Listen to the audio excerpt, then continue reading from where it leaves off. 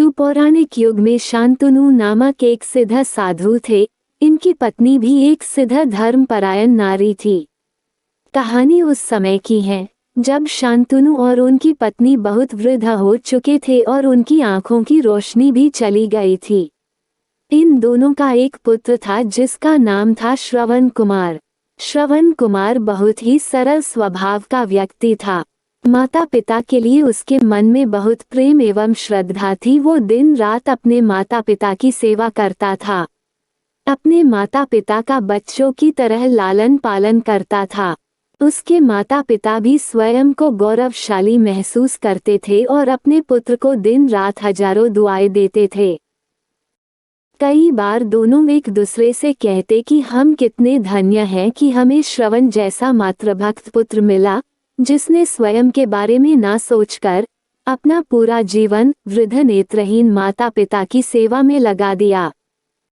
जगह कोई अन्य होता तो विवाह के बाद केवल स्वयं का हित सोचता और बूढ़े नेत्रहीन माता पिता को कहीं छोड़ आता और खुशी से अपना जीवन व्यापन करता। जब ये बात श्रवण ने सुनी तो उसने माता पिता से कहा कि मैं कुछ भी भिन्न नहीं कर रहा हूँ, यह मेरा कर्तव्य है। जब मैं छोटा था तब आपने मुझे इससे भी ज्यादा अच्छा जीवन दिया और अब मुझे यह सौभाग्य प्राप्त हुआ है कि मैं आपकी सेवा करूं। आप दोनों जो भी इच्छा रखते हैं मुझसे कहे, मैं उन्हें अवश्य पूरा करूंगा। तब शांतनु और उसकी पत्नी कहते हैं, पुत्र श्रवण, हम दोनों की आयु बहुत हो चुकी है, अब जीवन का कोई भरोसा नहीं है, किसी भी समय हमारी आंखें बंद हो सकती हैं। ऐसे में हमारी एकमात्र इच्छा है, हम तीर्थ यात्रा करना चाहते हैं, क्या तुम हमारी यह इच्छा पूरी कर सकते हो? श्रवण कुमार अपने माता पिता के चरणों को पकड़कर अत्यंत प्रसन्नता के साथ कहता है, हाँ पिताश्री, यह तो मेरे लिए परम सौभाग्य की बात होगी कि मैं आप दोनों की इच्छा पूरी करूं। श्रवण अपने माता पिता को तीर्थ करवाने हेतु एक कावड़ तैयार करता है जिसमें एक तरफ शांतनु एवं दूसरी तरफ उनकी पत्नी बैठती हैं और कावड़ के डंडे को अपने कंधे पर लादकर यात्रा शुरू करता है। उसके हृदय में माता पिता के प्रति इतना स्नेह है कि उसे उस कावड़ का लेश मात्र भी भार नहीं लगता। अपने पुत्र के इस कार्य से माता पिता का मन प्रसन्नता से भर उठता है और वे पूरे रास्ते अपने पुत्र श्रवण को दुआएं देते चलते हैं। तीर्थ करते समय जब वे तीनों अयोध्या नगरी पहुंचते हैं तब माता पिता श्रवण से कहते हैं कि उन्हें प्यास लगी है। श्रवण कावड़ को जंगल में रखकर हाथ में पत्तों का पात्र बनाकर सरयू नदी से जल लेने जाता है। उसी समय उस वन में अयोध्या के राजा दशरथ आखेट पर निकले थे और उस घने वन में वह हिरण को शिकार बनाने के लिए उसके पीछा कर रहे थे। तभी उन्हें घने जंगल में झाड़ियों के पार सरयू नदी से पानी के हलचल की आवाज आती है।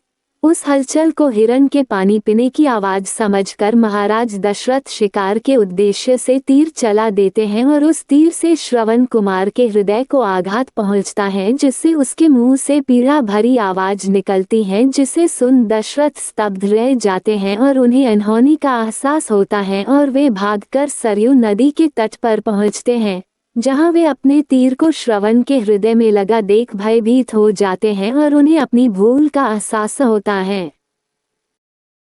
दशरथ श्रवण कुमार के समीप जाकर उससे क्षमा मांगते हैं। तब अंतिम सांस लेता श्रवण कुमार महाराज दशरथ को अपने वृद्ध नेत्रहीन माता पिता के बारे में बताता है और कहता है कि वे प्यासे हैं, उन्हें जाकर पानी पिला दो और उसके बाद उन्हें मेरे बारे में कहना। और इतना कहकर श्रवण कुमार मृत्यु को प्राप्त हो जाता है। भारी हृदय के साथ महाराज दशरथ श्रवण के माता पिता के पास पहुंचते हैं और उन्हें पानी पिलाते हैं। माता पिता आश्चर्य से पूछते हैं, उनका पुत्र कहाँ है? वे भले ही नेत्रहीन हो, पर वे दोनों अपने पुत्र को आहट से ही समझ लेते थे। माता पिता के प्रश्नों को सुन महाराज दशरथ उनके चरणों में गिर जाते हैं और बीती घटना को विस्तार से कहते हैं। पुत्र की मृत्यु की खबर सुनकर माता पिता रोने लगते हैं और दशरथ से उन्हें अपने पुत्र के पास ले जाने को कहते हैं। महाराज दशरथ कावड़ उठाकर दोनों माता पिता को श्रवण के शरीर के पास ले जाते हैं। माता पिता बहुत जोर जोर से विलाप करने लगते हैं। उनके विलाप को देख महाराज दशरथ को अत्यंत ग्लानि का आभास होता है और वे अपनी करनी की क्षमा याचना करते हैं, लेकिन दुखी पिता शांतनु महाराज दशरथ को श्राप देते हैं कि जिस तरह मैं शांतनु पुत्र वियोग में मरूंगा, उसी प्रकार तुम भी पुत्र वियोग में मरोगे। इतना कहकर दोनों माता पिता अपने शरीर को त्याग मृत्यु को प्राप्त हो जाते हैं। महाराज दशरथ श्राप मिलने से अत्यंत व्याकुल हो जाते हैं और कई वर्षों बाद जब उनके पुत्र राम का राज्य अभिषेक होता है, तब माता कैकेयी के वचन के कारण राम, सीता और लक्ष्मण को 14 वर्षों का वनवास स्वीकार करना पड़ता है और इस तरह महाराज दशरथ की मृत्यु भी पुत्र वियोग में होती है। अपने अंतिम दिनों में उन्हें शांतनु के कहे शब्द याद आते हैं और वे राम के वियोग में अपना शरीर त्याग देते हैं।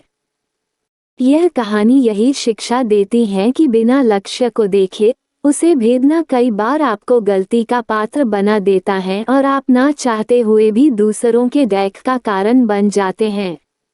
यह थी श्रवण कुमार की कहानी। अपनी माता पिता भक्ति के कारण ही श्रवण कुमार पुराणों में जीवित हैं। श्रवण कुमार सदैव अपनी मातृ भक्ति के लिए जाने जाते हैं। उन्हीं की कहानी सुनाकर माता पिता अपने बच्चों को संस्कारित करते हैं।